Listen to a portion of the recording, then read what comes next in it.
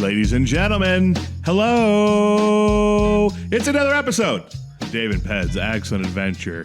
I'm absolutely hyped, maybe because we're not recording at 7, but although that wasn't really a big issue for me, I think I'm more hyped that I'm done with harvest. And you are too, Dave. Congratulations. This is... It's a big deal. October 20... What's the day? The 6th? 26th? 27th? 28th. 28th. Not even we close. are done. Yep, we are done on the October 28th when we're recording this. I finished last night about 9 o'clock on October 27th. Great feeling. About 5 hours before the rain came. So you guys finished Saturday? Yep, Saturday late afternoon. Right on. Do you have a big excited celebration you do when you finish? Yes, sometimes. But on Sunday, we had a good relaxing day off with some good friends over that we haven't seen much lately. And I don't know if we'll kind of steer right back into fall work here. So I don't know. We may go out to eat or do something fun here soon. Nice. I don't have anything planned. There you go. My mom and dad and myself always, go have a post-harvest celebration supper at some point somewhere. Yep. My dad and I, we have a tradition that we do where we chug a 20-ounce bottle of pop when we're done. So Seriously? Yeah, so my dad, and I got video of it, and so you'll see it in a YouTube video. So my dad, I don't know, 20 years ago, he had a can of strawberry pop with him in the combine. I hate strawberry pop. And he got done and was all excited, and he just chugged the whole thing and celebrated. There's been times where my dad will put the combine driving in a slow circle, and he'll walk around while it's circling around him, celebrating and stuff, and then climb back into it eventually. Amazing. Yeah. But so we do that. So we got done last night. I do orange pop. He does strawberry pop. Now we couldn't find strawberry pop at the gas station, so we did 2 orange pops. So Red Tornado, or what sort of strawberry pop you working with? Usually just Welch's. Okay. If you can find a Welch's or something. That would probably be better. I remember the Red Tornado pop was so fizzy. Yeah. To chug a Red Tornado was basically impossible. I slammed that thing down. I got almost done, and I had to stop because it was burning so bad. And I just ripped a huge belch. Oh, man. Got it on video, too. It's going to be great. And then put that last little bit down. But that's what we do to celebrate when we're done. Wow, I'd never heard of such a tradition. Yeah, we chug pop. That's great. Probably a lot of guys in rural Iowa who chug beer. We chug pop. That's probably right. That's probably right. So it's a great feeling. We don't have a chugging tradition after harvest. Yeah. Do you guys, do you have any small tradition you do, or you and your dad just hop on the walkie-talkies and you're like, well done. Well done. Congratulations. Yeah. There's some congratulations all around. Usually there's a moment of just, thank goodness it's done. Yeah. But also, I could keep going. I enjoy it. Yeah. I try to remember that as much as possible while we're in the cab, and is that we've waited all year to do this. Yeah. And this is the fun stuff that we've worked really hard for. And don't let the mishaps and the challenges get in the way of the reason why we're here, which is to keep having a lot of fun growing stuff. Yeah, right on. Yeah. So usually we finish with the plot last. So we'll finish combining the corn and the plot last. And there's 15, 16 numbers in the plot usually. And so we offload each one of those kind of individually, and then put that in the cart, put it in the truck. And then I have a tough time even getting the combine into the shed, where I just kind of sit there and think, this might just sit outside for a few days. I don't know if I'm gonna do anything. Yeah. There's that moment of relief, yet kind of exhaustion, and but it's good. Glad to be done. Right on. Yeah, we also got all of our corn stalk bales done on Sunday night. So my dad was gonna. So I pheasant hunted all weekend with my buddies. I was kind of kicking myself because I was like, man, if we weren't doing this right now, we would probably finish Saturday night or maybe Sunday afternoon. And then all this rain was coming. I was like, great, we're not going to finish. It's going to rain an inch. We're going to have to finish it. And it was kind of scheduled to come on Monday originally. Yep. Yeah. So the Lord blessed us by pushing it back into Tuesday morning. And my dad decided to go out and finished chopping the stalks that we still had to bale Sunday afternoon. Our baler finished with all of our corn stalk bales Sunday night at 11. And then yesterday, 5 in the morning, I started unloading the wagons that were full. And then by about, 8 o'clock after we did some greasing and a few cattle things. We were in the field and Yeah. got her done. Nice. So I had to stop midway through, change the auger to a new bin, had to do some more cattle chores, had like a little 2-hour break in there. But boy. What time did you finish up, you said? About 9 o'clock. Oh, okay. So nice little, it was a 16-hour day, but it just like flew by. Yeah. I was listening to good podcasts. I was eating some of my own beef sticks from my cattle out in the field. I wanted them to last till 4, ate them all by noon. Yeah, that didn't work out. I had my coffee, drank a lot of coffee out there, listened to good podcasts, and the time just flies when you're combining corn, having fun. Yeah. So I like to feeling. I like to hit the beef sticks early. That's usually about my kind of breakfast, mid-morning breakfast lunch, because as soon as you hit the carbs, you wait about an hour and then you want to take a nap in the seat. Yep. So I try to steer away from the carbs in the cab as much as possible. Yeah. Keep things lean, keep things green. Yeah. And but man, as soon as you have that sandwich, Yeah, you get puts sleepy. it on you. You get sleepy. You get the Thanksgiving feeling. Yeah, absolutely. Plus, then you're listening to the hum of the combine, and you're just looking at corn Gets rows a little over warm again. and you're kind of shaking a little bit. That'll put you right out. That's like being in the womb again. I imagine being in a combine is like being in the womb. It's just Yeah, I puts suppose. you right out. Never thought of it that way. Oh man. Well, I'm glad that we're both done. This is the earliest I think we've ever been done. Really? My dad said only 2 times ever we've finished in October, and the other time that he remembers was October 31st. Wow. So usually you don't have such a hot September. Yeah.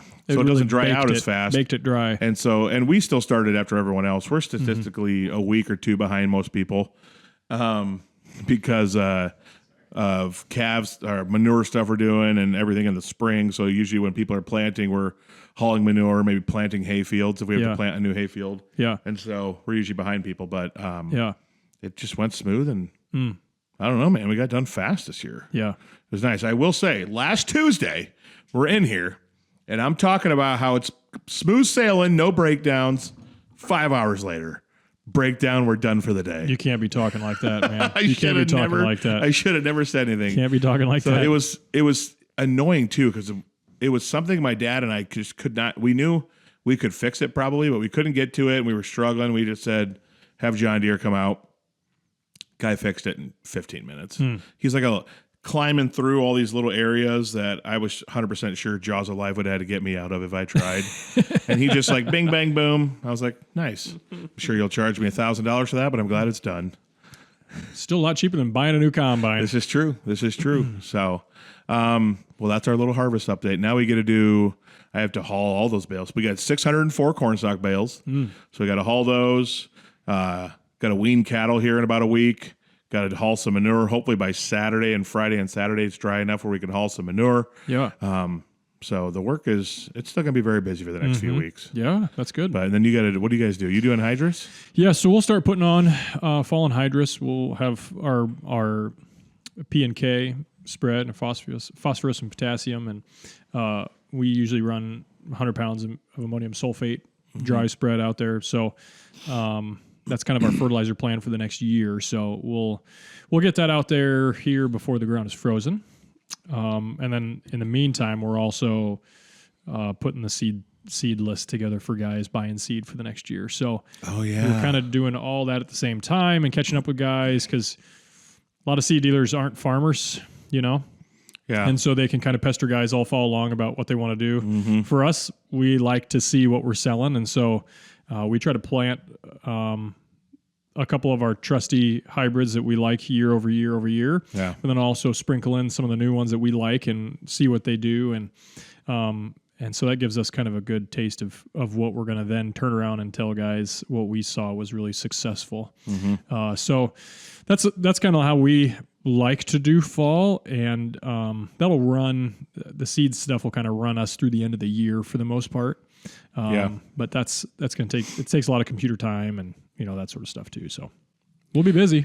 Yeah. I don't, I mean, I'm sure you have to do it. So you might have some guys who like to get it done early, but I've never understood let's just get everything ordered in September and paid for early and stuff, when I want to see what I bought from you the year before does before I decide if I want it again or not. Yeah.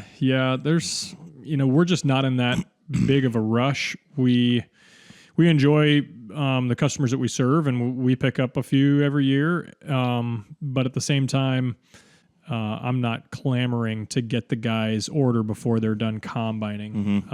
And so that's kind of, but that's part of being a farmer dealer too, is like, my life is not sustained simply by selling seed, which is a good place to be. I think it helps us be honest with customers and share what we really see. So, so we just take it with the farmer pace, and we know a lot of guys are going to spin right into anhydrous right here. And so, we'll try and get stuff to them, in terms of results and whatnot, but we take our time. Yeah. Right on. Let's get into some, more intro chatter here with a rural America spin on it. Okay. Rural America. What do you see during harvest season and fall? You see hunters. I went pheasant hunting all weekend. This is a very, very rural America thing. Hunting. You're not going to be sitting in a deer stand in the middle of New York City. But man, it was awesome. Josiah was there. Josiah filmed. We probably walked, I don't know, I'd say when you were there, we walked, a good 6-7 miles? Through waterways, fence lines, ditches, you name it. I made corn tunnels that I thought were just going to be an absolute jackpot of pheasants. Wow. Really? Goose egg. Really? And then I go back the next day and harvest those tunnels after my buddies went home. And they just came out 8 everywhere. birds. 8 birds fly out first pass. It's because I wasn't there. Josiah may be the curse. So you are the Josiah comes, does a ton of filming, gets some great shots, some great footage for 3 hours? 3-4 hours. 3-4 Almost hours. 4, pretty much 4 hours. And our I think. equipment's starting to die. He takes off. I'm like, I'll go back if we get anything. I'll take some footage. I go back 20 minutes into walking when he's not there. We see a rooster and get it. Bang. And so You didn't get any roosters while you were there. The 4 hours I was there, we didn't see one rooster. I don't even think we shot our guns while you were there, right? Hooley did. Oh, yeah, because you saw a bunch of pigeons. Yeah. Gotta get some practice in.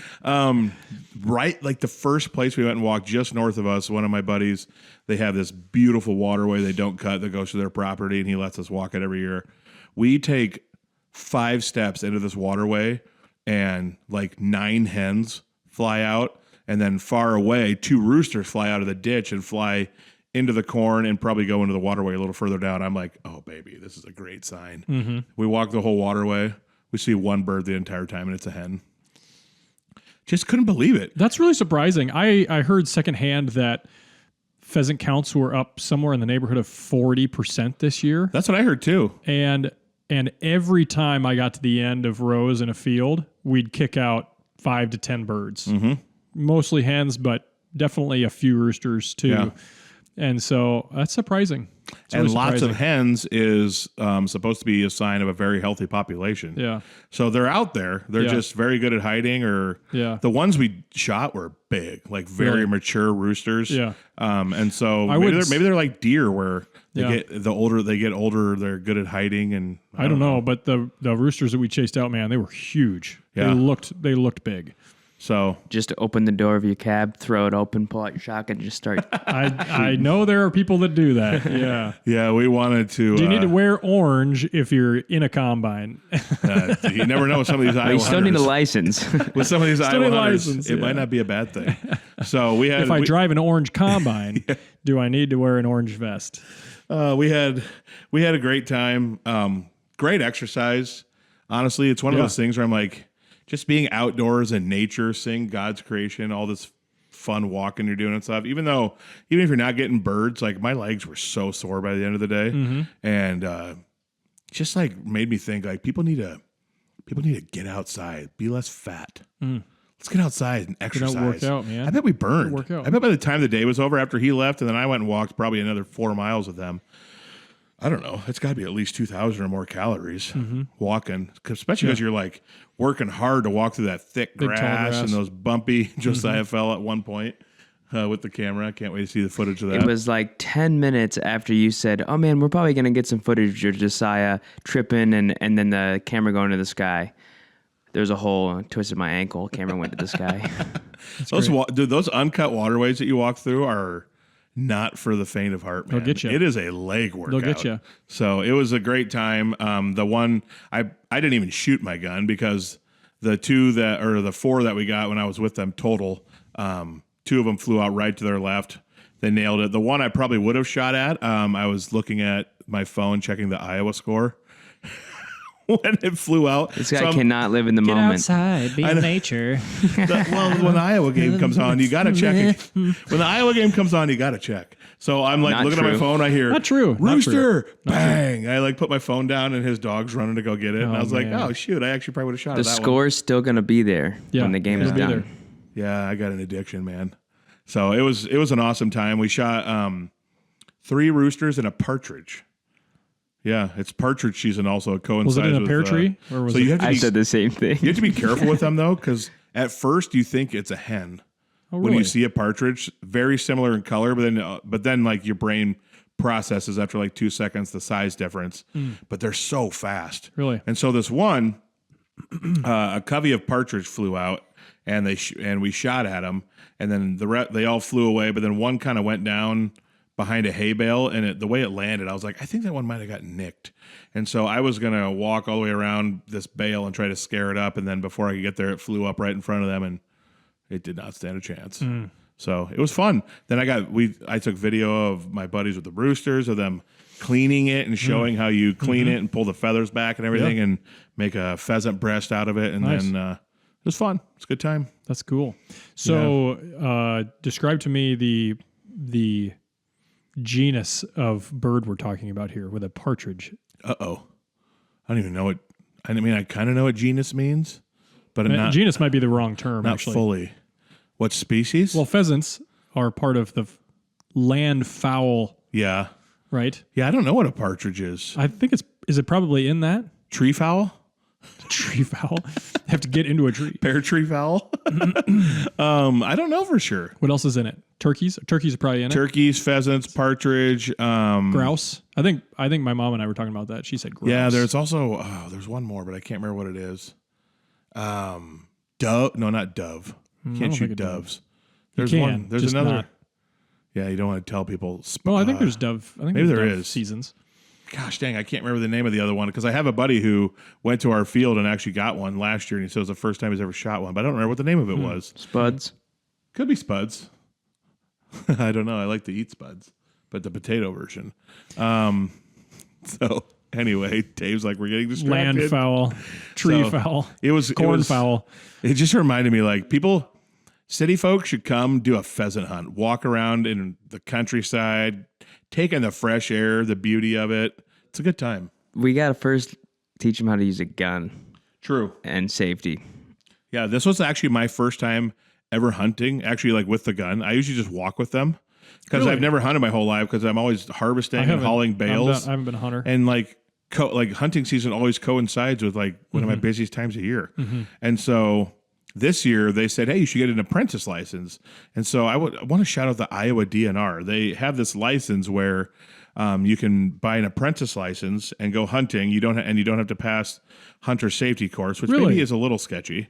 But as long as you're with licensed hunters. So I bought this. I put in my buddy's hunter ID. Yeah. And so then he gets then- in trouble if you do something stupid. Essentially, yes. Yeah. Holds him accountable. Yeah. So if don't trust your friends, do not let your friends get an apprentice license. So, But it was fun. You can do hunter safety online now. Yeah, no, I probably will. So it's not like You don't have to that. do any in-person work. I No, didn't. I thought when I looked it up you can last do it year, all you online now. You had to do some in-person stuff. I got still. mine back in 2020. Hunter safety done. That I makes just did it sense. all online. Yeah. Yeah, my buddy, one of my college roommates who came said he can do it all online now. So I'm thinking of getting it. Nothing better than qualifying people for a hunter's license that you've never seen hold a Yeah, gun. kind of wild. Yeah. Yeah, you're telling me. We Yeah. need to maybe tighten that up a little bit. But But shout out to the Iowa DNR. now that I went with them, I was like, oh man, I want to go out and just But walk it is by myself probably a and little shoot bit some birds. addicting. Probably a little I bit know. addicting. So now I want to get it so I can go Yeah. by myself and just walk some of I our think that's ground true. and Yeah. shoot some birds. Maybe I'll go out for a couple hours on a Saturday.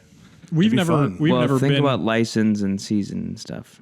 Yeah, because this goes till January 6th, I think. My Pheasant season. dad grew up hunting, and they used to do a lot of duck hunting and geese and that sort of stuff back in like the 60s. Mm-hmm. And we had some old quarries around here, so there was always kind of some ponds and stuff that they would go walk and shoot. And But he'd never really carried on the hunting tradition. But my uncle and his sons are avid hunters. But my brother Mark, over the last couple of years, has kind of gotten into it with his son, and so they got their hunter certification stuff, and then there's a program that will take youth hunting, like early season deer hunting. So my nephew Elliot got a deer probably about a month ago. Yeah, you can start that in September. Yeah, and it was kind of a guided deal where they take them out for, it might have been two full days where they out deer hunt and stuff. So, but then they got it processed, and I mean they got the whole deer back, and it was really cool. That's awesome. I would love to go in a helicopter with an AR. Are we talking about hunting still, or are we just talking about shoot boars. Oh, dude. shoot boars? Is that what you said? I want to do wild pig hunting. That sounds hogs. fun. Hogs. That sounds fun. Hogs would be probably Minus the helicopter proper part. word, That but- sounds really fun. Dude, Yeah. I've watched videos of those guys shooting them out of the helicopter. It's wild. Yeah, it looks so much fun. That's a dream. Yeah, because those things are like terrors to the land. They kill animals. Yeah. They destroy habitats, everything. Yeah. Heck yeah. Wild So I had pigs. seen a guy who built kind of a hay ring type thing, and then there's a trap, and so as soon as they walk on the trap, it drops the hay ring, and then it surrounds them all. And then they go you- freaking and- nuts. Well, and then you just go in and you take care of business. Yeah. Yeah. But they're a nuisance, man. And when They I say are. nuisance, I mean it's a bad deal. They are a bad deal. Yeah, they're Evil dangerous. little creatures. Wild hogs. Yep. So that's a great movie, by the way. Wild Hogs. So pheasant hunting was fun. It was a good time. Can't great. wait for that video to come out and people to see it. Even though we didn't really shoot any birds on video, we had great camaraderie. And that's one of the beauty of this weekend too. Is my college buddy. This is the only time of year I see him. There's talks of a college reunion, but to have them come back and we just spend a weekend together out hanging out, reminiscing, eating some good food, walking on our land, and it's just fun. It's a good time. Yep. The video is 10% talking and 90% just walking in silence. There's something about the communion and celebration together of old Amen, friendships. brother. It's a special thing. People Yep. should do it more. And now we all are very gray. Gray hair, Really? gray beards, gray everything. Man, Yeah. it's coming. So it's funny to see pictures of us in college together versus now. You're like, whew. You don't really feel the aging, but then when you see the 20-year apart picture, you're like, dang. Yee. We were just young, man. spry chickens back then. Some more rural America fun. You talked about how faith needs to be a pillar. Well, a fun thing you can do if you're in a rural awesome church, you could be in the Christmas choir. We had our first Christmas choir rehearsal on Sunday, Dave. Christmas is coming, baby. It's not far away, I know. and I'm excited. I like to make sure my wife knows that there is still a holiday between Halloween and Christmas. Yes. No Thank need to you. get too excited. Dude, I have a friend who lives in Texas whose wife put up their tree on like September 20th. It legit made me want to unfriend them. That's heresy. Like, what are we doing? You People are have two getting more holidays before this. People are getting confused about when Jesus was born when you do that. I'm okay. I'm okay if people want to put it up in like November 15th, 20th before Thanksgiving, but September in October? It's really early, man. Yeah, that was a good line, by the way. Thank you. That was just the early tree stuff. You can't have your tree up when it's 90 degrees outside.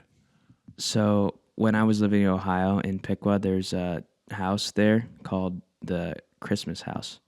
Their large yard is filled with every single thing you could possibly think of for lights or Christmas, like really early on. All year? I don't know. It's not all year. Oh. But pretty early on. And there's I can't imagine putting all that stuff together. People will slow down and stop to look at it. Yeah. Some And people it's go so all annoying. out. They had a TV show. Some people go a wild. handful. They had a TV show a handful of years ago about.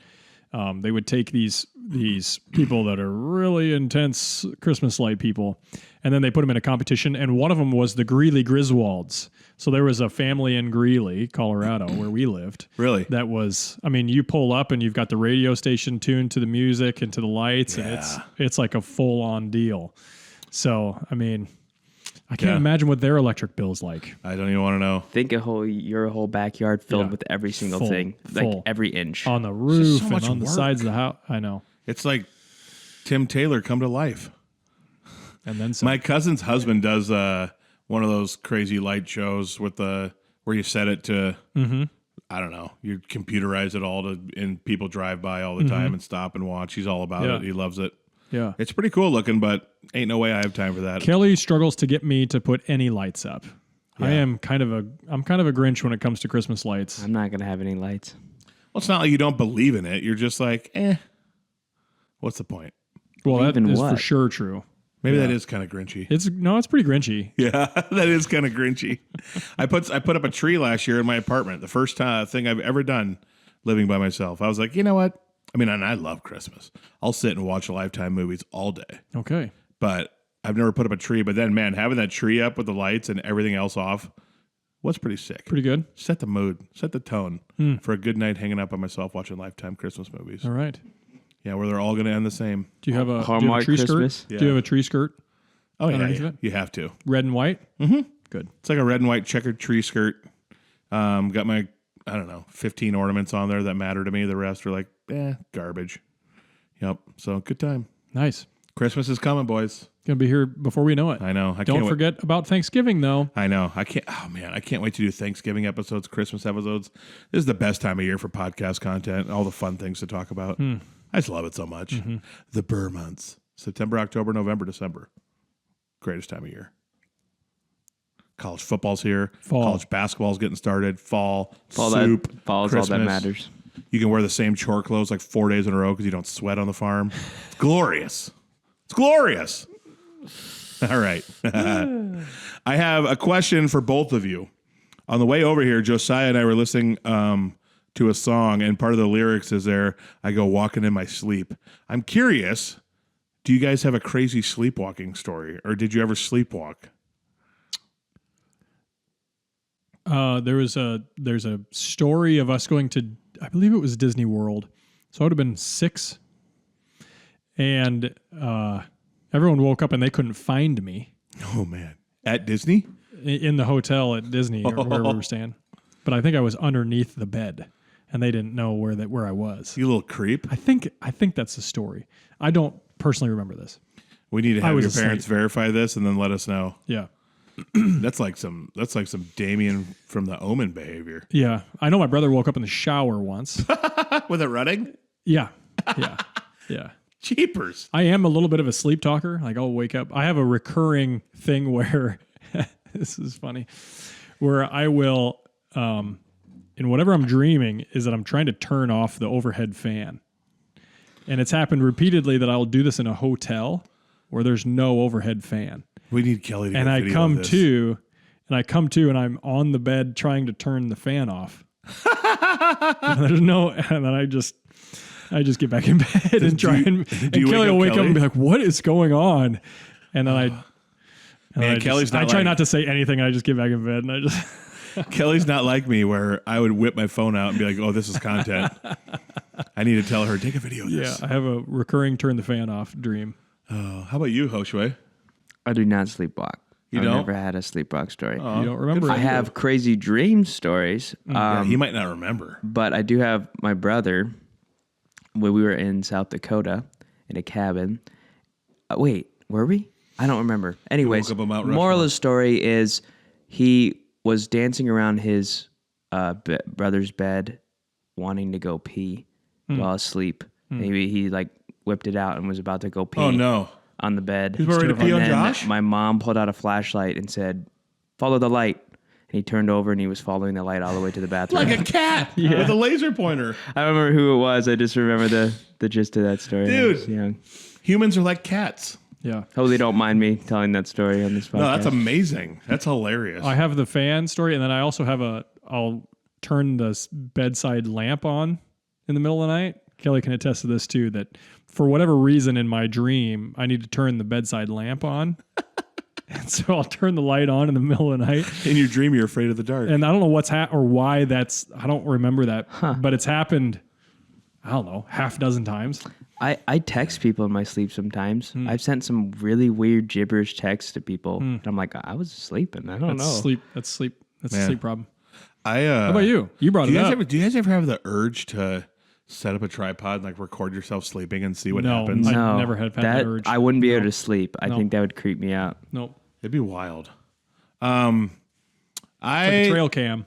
I remember one.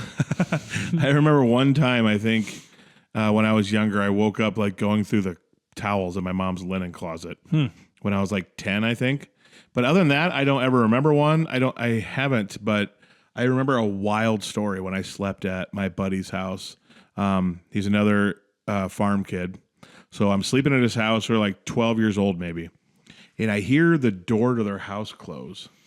And I like don't see him, and I go look around. I look out the window, and he's outside walking around their grain bin and sleeping. And so before I have a chance to like go outside and try to get him, he comes back in the house, and so I'm just gonna go like greet him, like see if he woke up while he was out there. Well, his dad hears all this, thinks someone broke into the house. Oh. He's coming up the steps, and his dad's around the corner with a baseball bat. And by this time he had woken up because before I go say anything, he like sees his dad like come around the corner. He's like, "Dad, it's me. I was sleepwalking." So he must have woken up outside. And I thought I was going to see his dad smoke him with a baseball bat because his dad thought someone broke into the house in the middle of the night. Yeah. It was crazy sequence. Yeah. But that's the only things I can think of. Harvard Derek once sat up while we were at a slumber party and did like some crazy math equation. Like out loud, talked about it for 3 minutes, and then just laid back down and went to sleep. So those are like my middle of the sleep moments I've had with friends or myself. It was crazy. But you don't have any while you're an adult. Boy, I don't think so. I don't remember having any as a kid, but now that I'm an adult, I have these two things: it's turning on the light, so and many. I wish turn I off had the overhead something. fan. I must say, I do occasionally wonder, like, what if I actually went and did something, and what if I had what if I went to the track? Walked around, maybe went to the park, came home, went back to bed, woke up in bed, and never knew I did anything. Wouldn't that be crazy? Yeah. I bet people out there do that. Yeah, there's probably some weird stuff. Man. I would hope that like one of my neighbors, I know a lot of the people around me would at some point see me, be like, "What are you always doing in the middle of the night? Well, what are you talking about? Sleeping." They're like, "No, you're always out here walking." So, yeah, I'm glad I didn't see my buddy get smoked by his own dad with a baseball bat. How did we get into this? How did we get into On the way here, I was listening to the song. It's I go walking in my sleep. And so I turned to Josiah and I said, "Do you have a crazy?" And I was like, "Oh, wait, I'm going to save this for the pod. A crazy sleepwalking story." That's how we got there. The song put it in my head on the way here this morning. What song was that? I hear people in the street. I go walking in my sleep. Something like that. Oh, It's my an 80s gosh. song or 90s song. Let's continue. Something like that. Hey, it's time for an Iowa corn chat. I looked through a few. Here we go, baby. I heard Iowa you corn audibly chats. laugh over there while we were talking, and so Well, Hey, before we get into this, let's have this be part of our rural segue here and mention Sheldon Power, shall we? that'd be great. Dave, do you have anything good to say about Sheldon Power? Excellent people, excellent equipment, excellent service. you made it sound like, do you have anything good to say? I'm going to their website right now. I'm going to see what I see on their homepage. Sheldon, ow, I just hurt my elbow. Sheldon Power, by the way, Mitchell Van Gorp has been on this podcast. You always have to think about that. Like, I don't that's know why. going to be unexpected. Why can't it come into my head? Van Gorp. Anyway, Mitchell Van Gorp. So here, the standard, industry-leading, 10-year structural warranty Featherlight trailers. Oh yeah, I talked to them the other day, and they were Yes. getting some in, or Great. ordering them. Great livestock trailers. You can also, I think they make mower trailers, which obviously they need because they're Northwest Iowa's #1 mower dealership. Proven. Featherlight Trailers also makes livestock trailers for cattle, which my dad and I, our trailer is actually getting fixed right now in Galva. But the other day we were talking, like, it's probably not far away where we need to get something new here for a trailer. So might be hitting up Sheldon Power. They also have tilt bed trailers, obviously #1 place for mowers, horse trailers. Honestly, a horse trailer, you could buy 2 of them, cut a hole out of the middle of each, put them together, and it honestly wouldn't be that bad of a little tiny home to live in. These horse trailers are nice. Just saying. For someone out there who wants a cheaper option than building a house. I don't know. Some of those horse trailers are pretty expensive. Well, this is true. Fuel trailers, flatbed trailers, dump trailers, and jeepers. They got so many trailers. Did you know that they also do rentals there now? What do you mean? Yeah, he's got a whole rental area where you can rent For real? equipment. I'm pretty sure it's called. Let's go. It's along the top tab. Starts with an A. Rental equipment. Apex Rental. Apex Rentals. Well, how It's about a that? whole new portion of Sheldon Power. dude, I don't even have to use a livestock trailer very often anymore because I have someone haul it for me. I should just rent a trailer whenever I need You can it. do that. Man, I wish Sheldon was closer. You're gonna wash it out before you send it back, or what? Ew, if I have to do that, no, I don't want to do that. I'll just buy one. I'll just buy one from him. I don't want to have to wash it every time. I don't know if they're renting livestock trailers. The furthest I go to wash my trailer out is just scoop it out by shovel the best I can and call There it you good. go. Let it dry. So Air Sheldon Power has quite literally every trailer you need is what it looks like on their website. Yep. And they have the leading quality mowers. That's right. X-Mark. X marks the spot. Yeah, who knows, Dave? If we get a week of 90 after this, you might have to mow again. I'm gonna have to because I already haven't cut it for quite a while. So You it's got to do gonna need to be that done. one final kill. Yeah, and I've been doing a lot of work with kind of lawn companies, lawn care guys, lawn care companies. And Mitchell has the Z sprays in house. Oh, and I don't know if here you're we go. familiar. Those are ride-on fertilizer spreaders or liquid fertilizer applicators, and they are sweet. Brookmont Seed, right? Brookmont's Turf Supply, Brookmont Turf Supply. bringing to you all your bulk wholesale lawn care products. Been talking about you on Backroads and Bonfires. Hopefully, Yeah, it'll trigger some people to do some stuff. yeah, fertilizer, seed. Yeah, there's a lot of good stuff in the seed lawn care type stuff. So that's what we've been doing. I know this cattle market keeps tanking like it has in the past 2 weeks. I might have to be a salesman for you. I like how you say tanking when the value of what you've gained over the last 3 years Yeah, it's been good. is pretty good comparatively. Gone down a lot though in the past 2 weeks, and I Yeah? don't like it. But hopefully it'll All that plateau and Argentinian even out a little talk bit. about Argentinian beef, huh? Them Argentines. Yeah. Can't we just not talk to them and watch them be good at soccer and have it be there? Just leave it there. All right, Josiah, hit us with an Iowa corn chat. Sir, yes, sir. Yeah, I looked through a few. I laughed at one because it's food related. Oh, here we go. And I was going to see if I can find something better, but this is what I'm going with. So I hope you guys can be creative. You know me. I should not struggle. Especially Brought if to you it's by the Iowa Corn Chat Pack. Chat Pack. Chat Pack, sponsored Not a by sponsor Iowa yet. corn. Not a sponsor yet. TheQuestionGuys.com. We harvested a lot of Iowa corn this year, so we they go. should sponsor us. Here we go. If you could introduce a brand new edible item to the Iowa State Fair, what would it be? Ooh. Oh, what Boy, a question. You've probably gone over and over again in your head about Man, this. a lot of things over the years I've thought someone should do, they've actually done. Like donuts for buns on a burger. No, we talked about this. We talked about this on one of the very first podcasts we had. Oh, deep fried chili. Deep fried chili. There it is. Deep fried chili balls. Deep fried chili. No doubt about it. Cook my world famous chili, or you can make your world famous chili. It's all world famous. It's all world famous. But then what did we say? You got to let it freeze? Yeah, you freeze it in popsicle, like Yes. in ice cube trays. So then you can bread them up and deep Bread 'em fry up, them. deep fry them, and you got them on a stick. Yeah, and then by the time it melts and cooks, the outer... and you've never seen this down there. You've never seen a deep Literally fried never. chili ball before. No, we should just start a whole deep fried soup truck. Oh my gosh, my mind is racing, Dave. Deep fried. Deep Can you fried imagine soup. deep fried chicken noodle soup? Oh my deep gosh, it'd be deep amazing. fried soups. Deep fried SpaghettiOs? Deep fried soup. Deep fried zuppa toscano. Deep fried Zuppa Toscano. chicken and wild rice soup. Deep fried Oh, French man. onion soup. Oh man. Deep fried French onion soup could potentially Deep fried be French onion soup. so good that I might actually Dave's losing his mind. because French onion soup is one of my favorite things on earth. Deep fried French onion soup. Dude, we need to make. I think we this. got something here. We need to make this. So How that's about what you it'd be. do a prep on Peds Cooks, Oh yeah, and let's we're deep see- frying soup this and winter, let's baby. see what we can come up with. Okay. I want to make a French onion soup video, which I'm going to do. I'm also going to make a pumpkin video. Now we can do a deep fried soup video as well. A lot of our videos are going to be cooking this winter. Let's go. No reaction. It's going to be exciting. I don't see how this is not the answer to the question that you gave us. Is deep fried soups. That is the only Dude, answer also, right can you now. imagine, like, this would be a great, first of all, a very, if someone steals this idea, I'm coming for them. We're going to use this to say that they stole it from us if we need to with this audio. This would be the easiest food truck ever. You can make just 3 big batches of soup ahead of time, do this overnight, and then have them in a freezer ready to go. Someone comes, wants a deep fried soup ball for $5, pop it in, 2 minutes later, bang, you got it for him. Soup ball. Heck yes, let's go.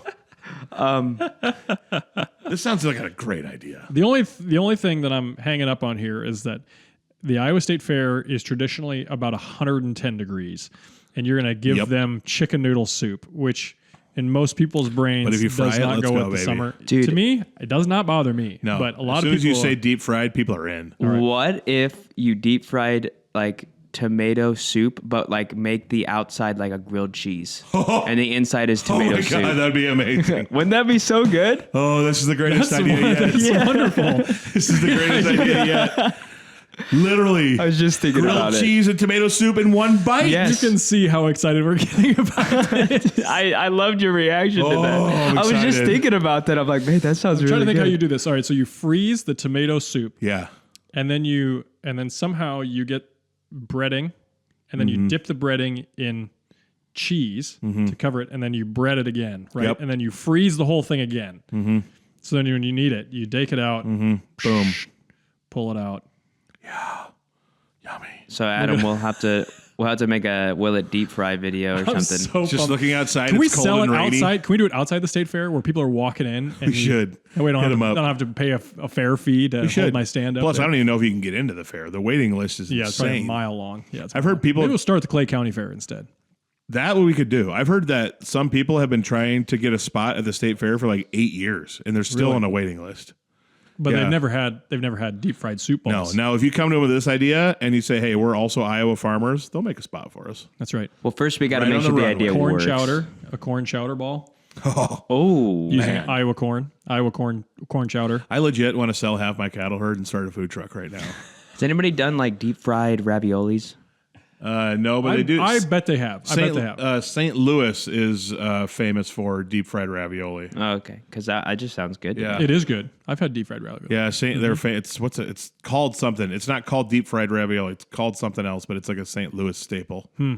Man, Good question. That's a good question. I'm freaking hyped right by now. Iowa corn. Looking outside at this cold, rainy day, and all I want to do is make and eat soup right now.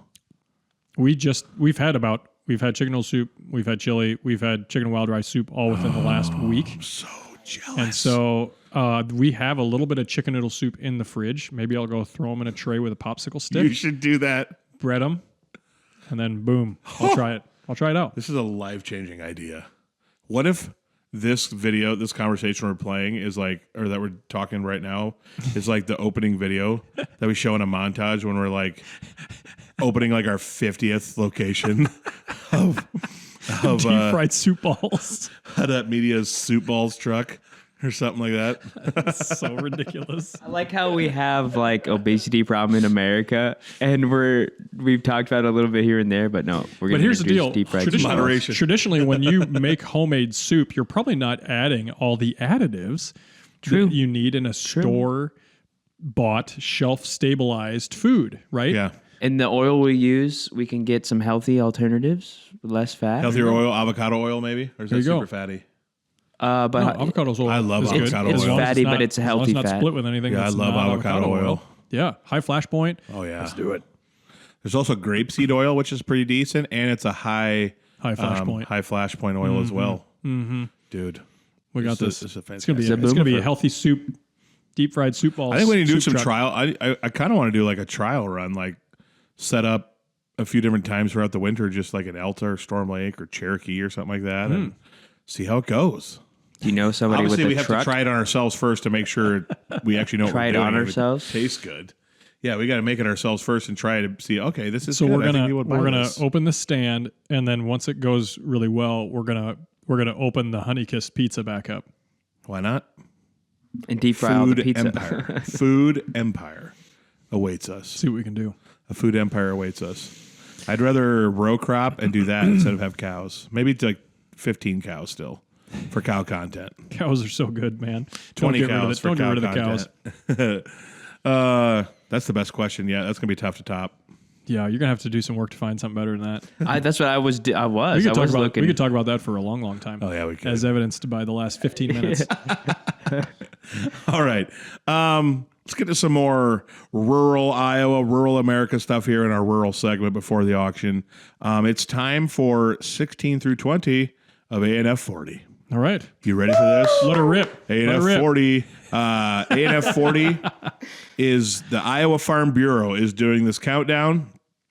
Swing and a miss by them not having me do the videos, but maybe next year. Number 16.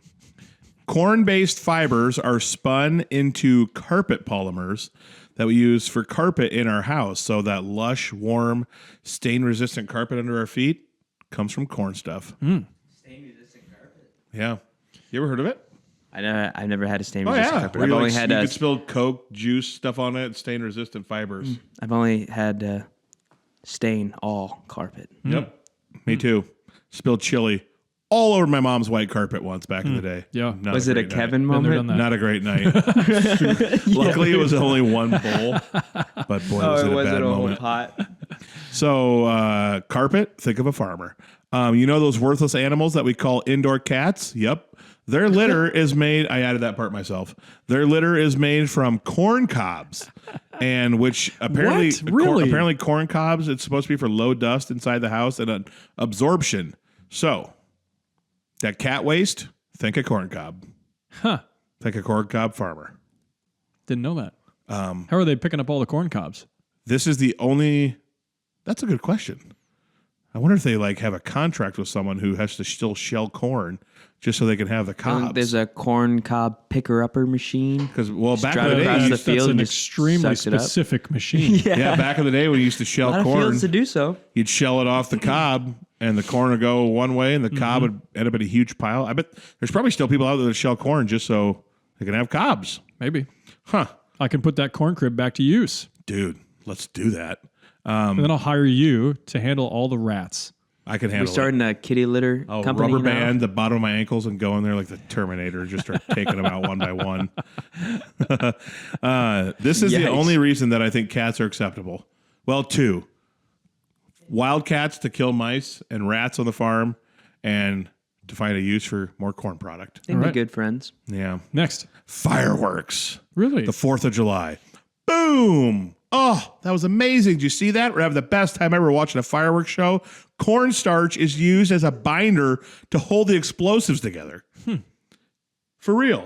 Isn't that crazy? It's like a well-known, this is what they normally use? Yeah. Wow. Cornstarch is used for a binder to hold the explosives together. And they also use cornstarch in the packaging, the launch tubes, and the biodegradable confetti that shoots out of some fireworks stuff. People literally don't understand how integrated corn is into their life.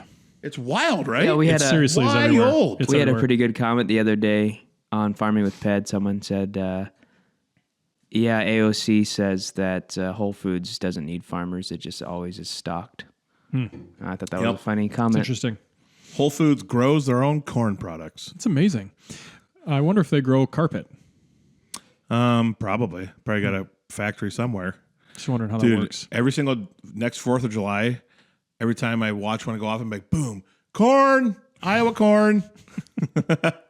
How about soy oil being used to make tires? It gets added to the rubber to add more grip and also more flexibility to the rubber, which gives you more traction on the roadway, which is very necessary when you live in a snowy, wintry Yeah. state like we do. Nice. So apparently this didn't become a thing till, like a couple decades ago when they realized they could add soy oil to the rubber, adding traction and flexibility to your tires. Well, how about that? Neat. And number 20, we're halfway home after this. Headache medicine? Feeling down? Well, salicylic acid can be found in aspirin and other medicines, and it's produced from, you guessed it, corn, soybeans, and even grapes from vineyards. So, all those wineries out there and corn and bean farmers are providing salicylic acid, which can be found in headache medicine or sore throat medicine and stuff like that, and aspirin. I did not know that. Yeah. What does it do? Do you know what it does within them? Why The they put it salicylic in there? acid, I do not know. Okay. I guess people are going to have to do their own research on that one. Just didn't know if you But yeah, I don't know. looked it up. And they didn't say that in the video. These videos are like a minute long, and so they just get into the product and what it's used for, but they don't go super deep. But there's so many of these things that I just did not know, and it's awesome to learn. So shout out Iowa corn, shout out Iowa beans, shout out corn and bean farmers and grape farmers and cotton farmers and everyone all over the world, sheep, cattle, all those byproducts being used to help this world function. It's a big deal, man. It is. So the last part of our segment before we get into the auction is a new one. So We better get cooking. We've been at this a Yeah, while. we're at 50 minutes right now. Should we save this and just do the No, auction? let's get cooking. All right. We are going to do a new I tried to lead you into it really well. Oh, cooking. I get it. Yes. That's food. I'm an idiot. I screwed it up. That's my bad. We are going to introduce a recurring segment. It's not going to be every week, but occasionally a recurring segment. And it was brought up to us by a loyal listener, and he said you should do like crazy Midwest moms recipes or just crazy Midwest recipes. So someone takes a tater tot casserole or a chicken noodle casserole or some crazy thing concoction, put it together where it's still probably delicious, but it's completely ridiculous. So we each are going to bring one of those and introduce it this week. I'm actually going to share the one that he sent to me in his example because I thought it was awesome, and it included all beef hot dogs, and so I have to share it. So this one is chili cheese dog tater tot casserole.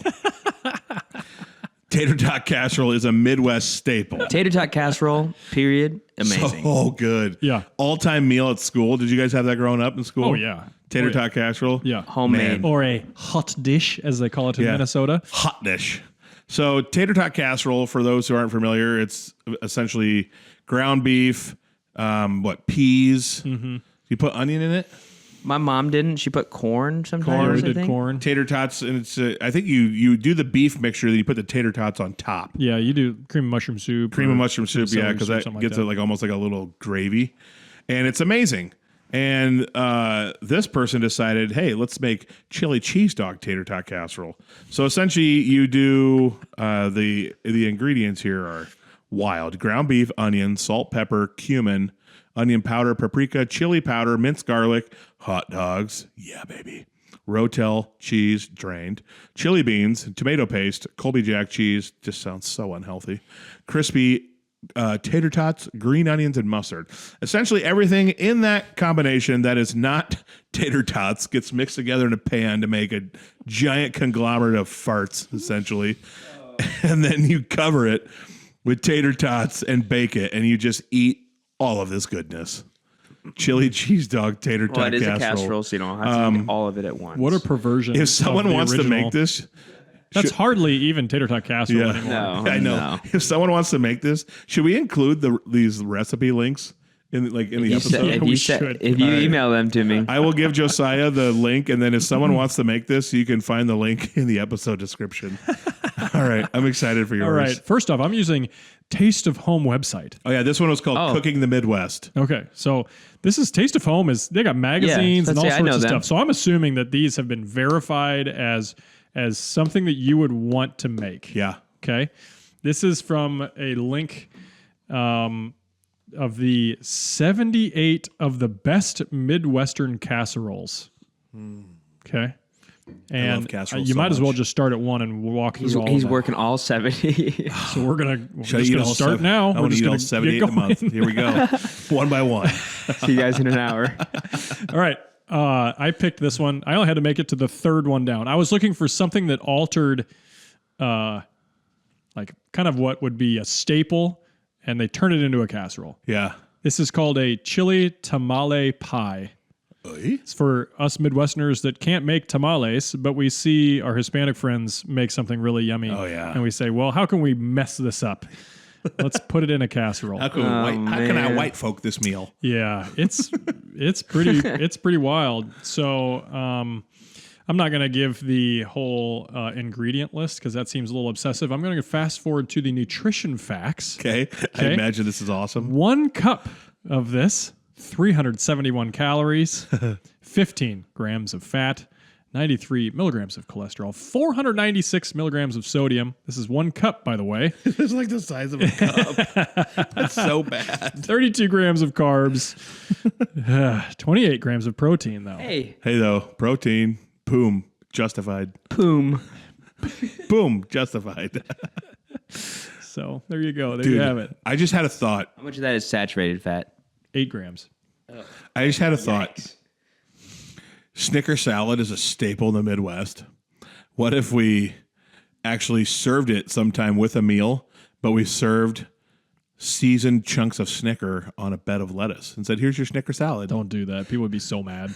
People would be so You know, mad. one of these days we should make a Snicker salad and just have it right in the middle, and you guys just Oh, that'd be awesome. Can we decorate. put an Oreo salad next to it too? Yes. Oh, yeah. Be like, we're eating healthy for Dirt today's cake. We'll episode. put dirt And cake end next of to the, it. We're we'll have a eating live salad. audience. End of the episode, everyone comes in and grabs some food. Yeah, we're eating salad on today's episode. Oh, my we're eating gosh. healthy. All right, there you go. That's the first timer there for the Midwestern recipe. Yeah. The Midwest recipe segment. I think that one has legs. That's going to be a fun one. Mm-hmm. So, and eventually Guy Fieri will probably want to come on the pod and talk about his favorite Midwest That's right. recipe. Yeah. So Yep. That's that's going to happen. All right. Let's dive into the auction and see what we can find. Hey, 25 now, $1, 25 now, 25 and a quarter, 26 and a half now, $1, 26. Here we go. It's time for the auction segment. Boom. Sorry, I hadn't done that in a while. I had to get out of my system. My first one is a unique item. I love history. I love seeing old advertising and like transporting myself back into that era and trying to imagine what it was like. My first item is found on HiBid. It is vintage local sales ads from the 40s and 50s. You're buying the advertisement. You're buying the advertisements. This is located in Mason City. The Fox Ooh. Auction Company is Close doing by. this. And it's just a bunch of old advertising of like Spam, 39 cents, cheese, two blocks of cheese, 2 for 69 cents. You can buy some pumpkins at the general store.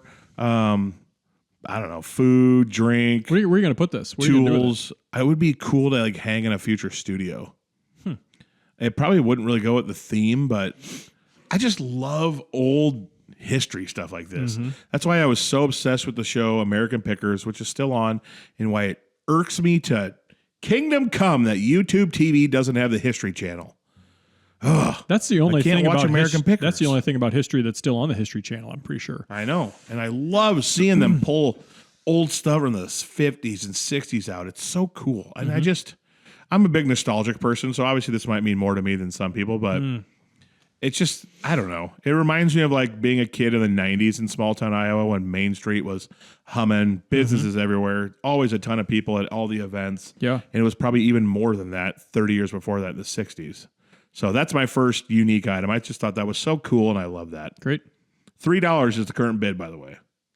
There's a chance. There is a There's a chance. chance. Is it just paper ads or Yeah. like framed? Just paper ads. They're maybe Yeah, laminated. you can frame them. taken They look care kind of of. neat. Yeah, they're kind of cool colors Yeah, and stuff. and there's like, I don't know, there's like 10 of them all together reminds in me this of lot. Fallout? There's like 10 of them all together in this lot. All right, my want. This is on bigiron.com.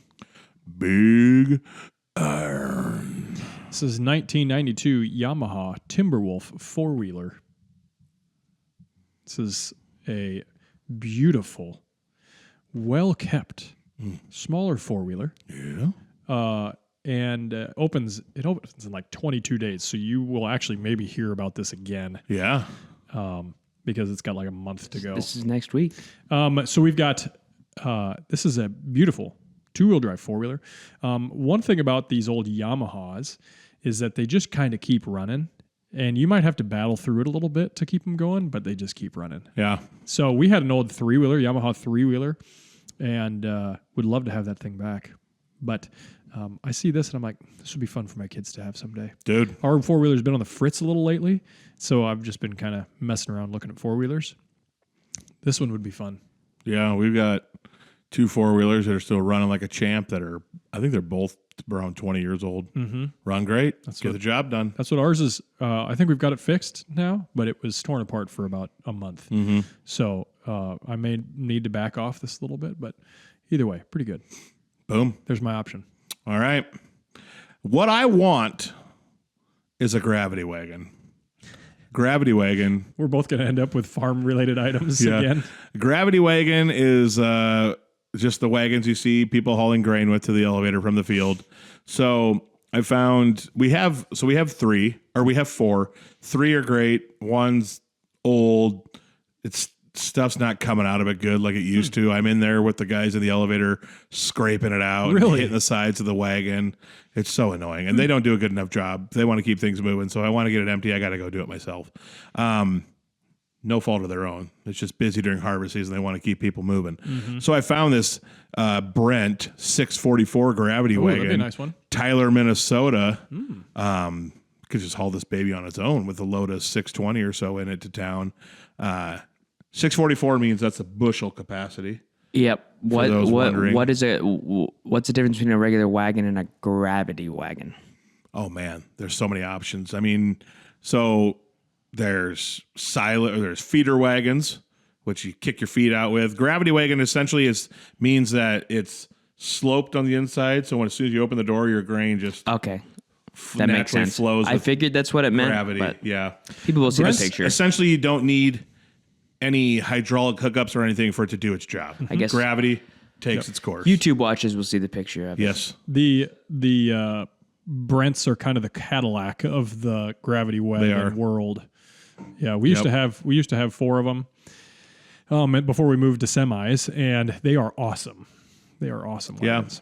I don't see us ever being a semi. It's probably got brakes on it. That's the best. I mean, those are nice plug in, units. so you can plug it in and have the 4 ways You got going at night lights and stuff. So you're not just relying on the SMV sign. But yeah, I don't think we'll ever be a semi operation. We're close to town. We're not big enough. It would be maybe nice to have like a straight truck someday. Yeah. To drive if I'm doing things by myself. But if I have cattle and land still down the road, definitely don't want to do that all by myself. So I tell you what, a helper. if you want to find a deal on auctions, you go find yourself like a mid-90s straight truck, like grain truck. Like probably 650 to 750 bushels, and you can get them with a double axle, maybe even with a cheater triple, and those are sweet. And you can find them probably about for the same price as what that Brent wagon's going to go for. Yeah. That's why I like them. Go about 45, 50 down the road. Don't have to go too crazy. Oh yeah, that's what we bought a 24-foot. Normally those come in 20s or 22-foot beds. We bought a 24-foot bed, and then we took the sides off and we put a 4,000-gallon tank on it, and that's our sprayer tender trailer. Hey, that's nice. And it's got the heavy-duty double framed undercarriage, so it's built like a dump truck. And then we put this big 4,000-gallon tank on it. It holds 2 cage tanks. It holds all of our inductors. But if you want a deal, everybody wants to sell those to get into semis. Yep. That's where you go. We got that thing for a steal, and it's got a Detroit Series 60 in it. So I mean, it's a hog for a motor. Those are awesome. Now you make me want one of those. Got you thinking. I did. Got you thinking. That's such a great way to do your guys' sprayer tender stuff because they're built to handle all that grain weight. So you know you're not going to be overloading it with all the supplies that you put on it for your sprayer stuff. And it's actually, we had a tough time transitioning it because a 24-foot bed will hold 750 to 800 bushels, which is normally our semis take 1,000 to 1,100. So it's not that much less. And so we were kind of thinking, maybe we just want to keep this and use this as an actual truck because it's going to move a lot of corn for us. Yeah. But the sprayer tender deal is so nice. To not have it on a flatbed too, where you can back in lanes and you can get off the road and you can move it around. That's been a big win for us. Yep. Sprayer tender truck for people being like, wait a minute, what is that? What is that? It's has your water, your chemical, all your concoction, your potion that you're going to put into your sprayer when everything's all mixed together to go out and spray your field. So you can, if it's a big enough trailer, you can hold your water tank on there to fill the sprayer with, your Cage nitrogen, tanks, your whatever you're doing, your starters, anything that you want to get on there can be. So that's what a tender truck or a tender wagon is. Yep. So if you guys see a semi during the spring driving down the road, and it's got like a big blue looking tank on it where things drain down, and it's got a big water tank and all that. Now you know that's probably going to a field to fill a sprayer. Yep. It's super, super handy. Yeah. So then you can just leave the sprayer in the field. If we're a small enough operation, we're driving the sprayer back and forth to the farm. No big deal. That's how we do it. But if you want to just stay in the field and keep going, they'll bring it to you. Yep. It's the way to go. It's the way to go. Yeah. Some guys are custom farming enough acres to where they need that 6,000 gallon plus sort of capacity, and they need more cage tanks and chem space, and they're out. But all of our stuff is within about a 10-mile radius. And so my truck only needs to go about 5 miles in any which way. And so it can kind of come back to the home base, fill up, and then go meet me at the field again. And so we don't need the big flatbed, 3,500 gallon tanks on it. So it's a perfect setup for us. Booyah. Yeah. What's your want? My other want. This is My other want. also unique. Okay, this I'm is ready. unique. So we farm in 20-inch rows, and we've talked about this before. The norm is kind of 30-inch rows, but we farm in 20-inch rows. So it's odd to find equipment, especially corn head equipment, to go in 20-inch rows. We have a Gearinghoff corn head, and it's a 12-row, 20-inch head. Okay, so it's kind of an odd size. It's 20 feet wide, and it does a great job. We really like our corn head. It's getting some age to it. Now, we have a 7230 case combine, which is not the biggest series, but it's still a part of the flagship series of combines. And so it's kind of the smaller end of the big combines. So it can handle the capacity just fine for what we got. This is a 24-row, 20-inch corn head. Oh, baby. So it would be the full size of our planter. You could be it would eating be some corn it would be with that, baby. 40 feet wide. It's 40 foot wide. Once again, it's a 20-inch row corn head. Definitely gonna need a grain cart for that one. So it's a really odd thing. And actually, the conversation that I've been having with myself is I don't know if our combine would actually lift this head off the Yeah, that's a big one. header That's a cart. big one. So I need to look in to see if the problem with the 7230 versus like an 8250 or a 9250 on the case side is that it's about 100 bushel less in the grain tank. And so you would, if you're taking in twice as much corn as we are right now, which is already tough for a grain cart to keep up with, then I would have to, it'd be tough. Yeah. But to find a 20-inch head is kind of a challenge already. It's a niche market. To find a 24 20-inch head is going to be, so I have a feeling this is going to go for a steal. So I'm kind of like, Dude. do I want to try and retrofit this to make it work? The grain cart's gonna always have to be within like 300 feet. Yeah, we're going to have to 'Cause you're actually gonna be use, filling that we're going to have to baby use fast. both. We're going to have to use both of them because normally we've got just one in the vicinity, but if we did this, we'd have to have two just because it's going to take in so much more corn. Yeah. That'd be kind of cool to see, though. It'd be kind of fun. Yeah. And it's black. It would look kind of cool on a red combine. Yeah, black and red out there, like Yeah. the Alta Cyclones It'd back be in the kind of day. neat. Yeah. I They love used it. to Coods. Yeah, they used to kids. No longer. Kind of sad that the school I graduated from doesn't exist anymore. What are they now? Red and Alta silver? Aurelia Warriors, navy blue and red. Oh, it was that's right. Aurelia Little Bulldogs white. for me. That's Navy. Yep. The what? Aurelia Bulldogs That's right. for me. Yeah. Yep. Yep.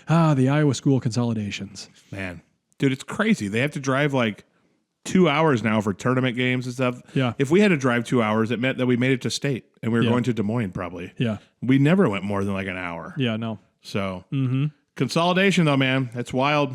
It is taking a toll on the gas mileage of America. That is true. So, that was brought to you by Big Iron, Yep. by the way. 24-row, 20-inch head. If you're a 20-inch person, stay away from it. Let them have Maybe it. I'll get it cheap. Let them have it. Oh, I How love much it. time left on it? This one opens in 8 days. Oh, baby. So it'll be Oh, 8 okay. days plus, give or take, another 2 weeks. Or something. Okay, Yeah, I'm glad sometime- you understood me there. Yeah. By I the just time people moved hear past this, it. Dave's going to be coffee on one side, energy drink on the other. It's time to bed. Click, click, We click. should have a live bid sometime. You want to know how funny? That'd be a fun live stream. This is. I'm going to end with this. I know we've gone a long time talking about bidding and auctions and stuff. I don't know. Maybe I've told this story before. This guy goes to our church, and we laugh about this story now. But when I did soil sampling, I used to just drive the countryside and cold call. I picked up probably 10,000 acres worth of just door to door knocking, and I stopped by this guy's farm once, and he comes to the door, and I said, "Hey, I showed him like how we kind of soil sample by soil types and not by grid." And he was kind of interested. He goes, "Well, come on in." He goes, "I'm in the middle of trying to buy stuff." This guy constantly buying and selling equipment. So I go into his house and I sit with him for like 2 hours while we don't really talk much, but he's constantly wanting to try to buy this stuff, bid, and occasionally like look and we'll talk for a few minutes. And by the end of it, and I finally said, "I got to get going. Appreciate you inviting me into your house. This is like a weird way for us to meet, interact." And then when I left, he goes, "Oh, I appreciate you taking time to sit with me while I was trying to do this." He goes, "Yeah, we'll meet up. I'll give you some acres." And I ended up soil sampling like 4,000 acres for him. Nice. But how it happened was I just had to sit there for 2 hours with him while he Yeah. bid on stuff on Big Iron and other stuff, Yeah. trying to buy things. And I Yeah. just sat there with him. This guy I had never met before in my life. Sat in his house with him while he bid on big A iron. true salesman you are. Do anything for the deal. Yeah, do anything for the deal. Hey, I was getting $3 an acre, so I was $12,000 in my pocket. Ooh, yeah. So, kind of missed the soil sampling days. That was the easiest money I've ever made. Just took Really? a lot of work. I'd leave the farm at like 4 a.m. That's the you just those two things don't go Well, together. Easy money You're I've like, ever made, easy but I got to money, do a lot of work. The work was easy. It just, That is true. Like you can just get out I there. don't know how I'm trying to describe kinda it. hammer it out.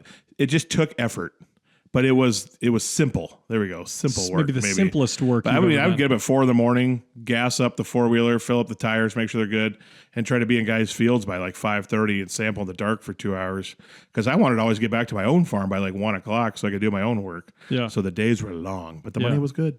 Did you have a hydraulic soil sampler, or Nope. you're out there's Out there with a hand, probing stick it away? in the ground, turn it, and I had to pull 3 different places from within each zone, fill the bags, and then I'd go to Cherokee.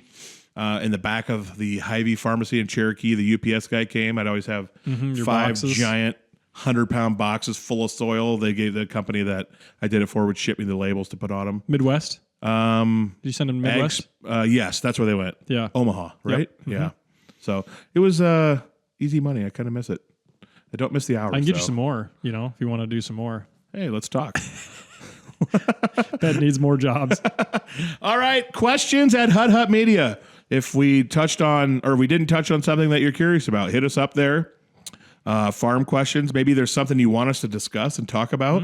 A piece of equipment you saw and you want to mention to us for us to look up. Let us know. DM me. Questions at Hut Hut Media. You can also get a hold of us there. And just spread the joy of rural America with those people that you think might like to hear it. Share about how cool it is to live here, the fun things we talk about. Send us your own food ideas for the state fair. Ooh, that would yeah. be cool. That'd be awesome. And We'll start a state fair wannabe foods Yep. list. I'm going to shoot a warning right now across the bow of everyone's ears who are listening. If you steal a fried soup idea, we're going to war. Love you all. Stamped. Yes. We'll see you next time on another excellent adventure. Look how big this corn head is.